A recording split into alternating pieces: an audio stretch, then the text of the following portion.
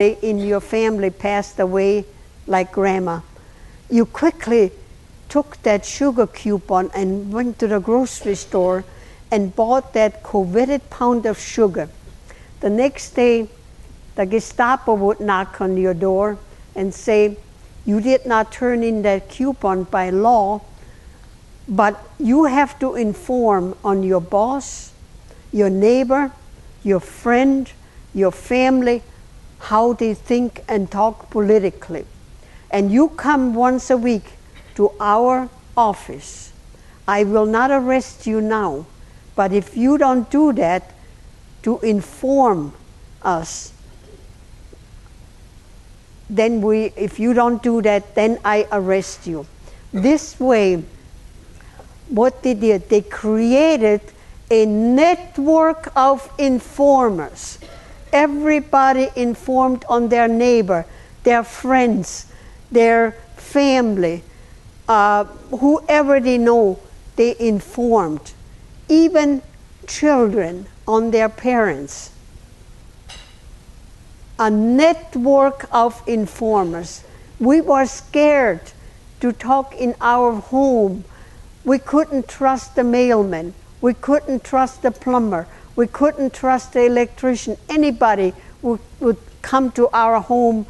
Nobody, my family, would ever talk anything politically because we were so afraid that we would be informed on, and people were disappearing. Nobody knew where people went when they were arrested. They just disappeared.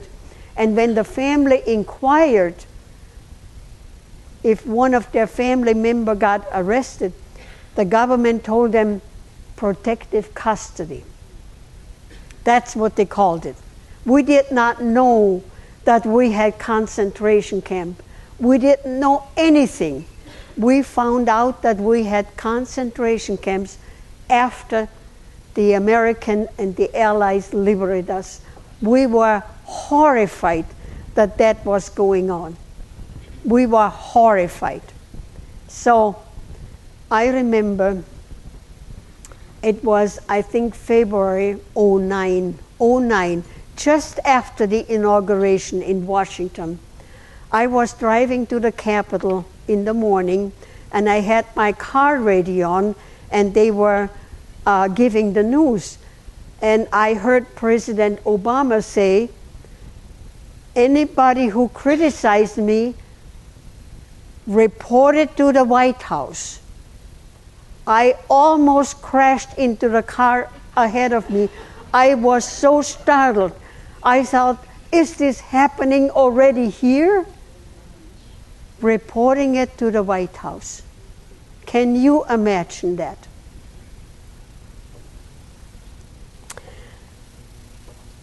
Dictatorship did not happen overnight. It took 5 years, from 1938 until 1943, gradually, little by little, so we didn't notice it too much, to graduate up into dictatorship. Freedom of speech, and how that happened was we had gun control. We had gun registration. The government said hunting accidents happened, children are playing with guns, and we had criminals again, murderers. The only way that they could track a murderer was by the serial number of the gun. So bring your guns to the police station that we can record the serial number. Well, dutifully, everybody carried their gun to the police station so that they could record the serial number. 6 months later, they said, no, it didn't work all that well. We still had criminals. The only way we could get rid of all crimes and criminals, bring your gun to the police station, and nobody would get hurt anymore, and we wouldn't have crime. And if you don't do that, if you don't bring your gun, capital punishment. So nobody kept their gun. Everybody turned their gun in.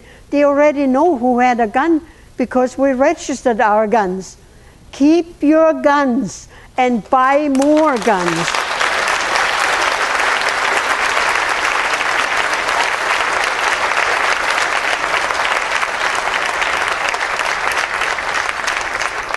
And the classic example is that Hitler took every country in Europe by force except Switzerland. Everybody has a gun in Switzerland.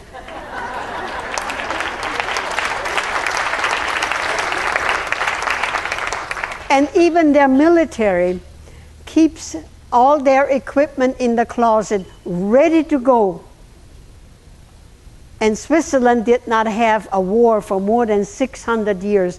And Hitler never tackled Switzerland because everybody had a gun.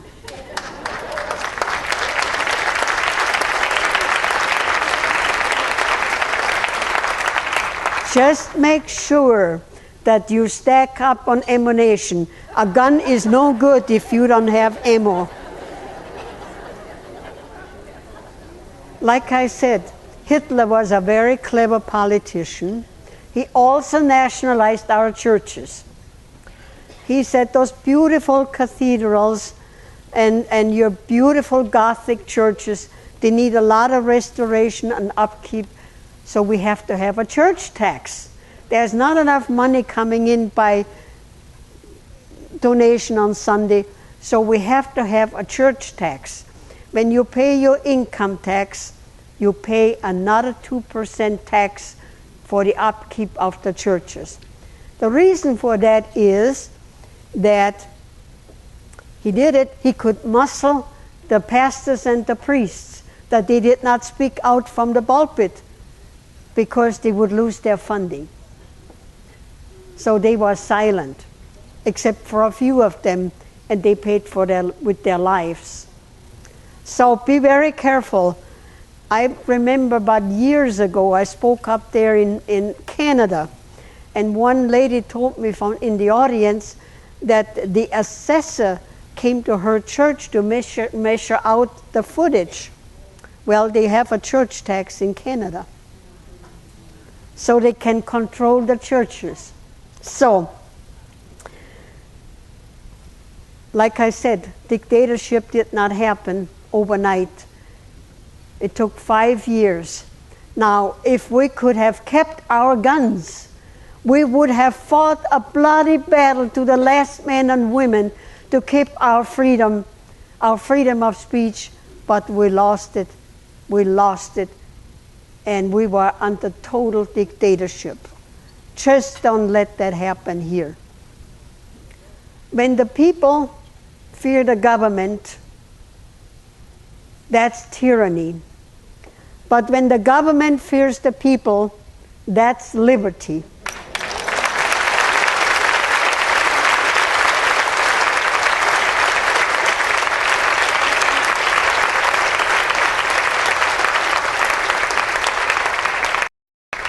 Thank you. America is still a Christian nation, no matter what the media says.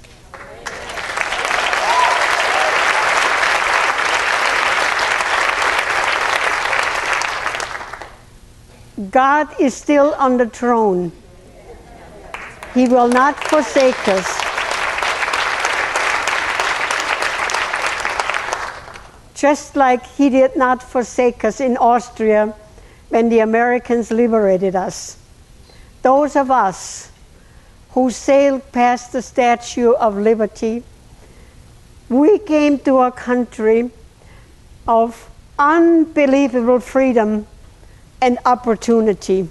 America is the greatest country in the world if we can keep it. Thank you.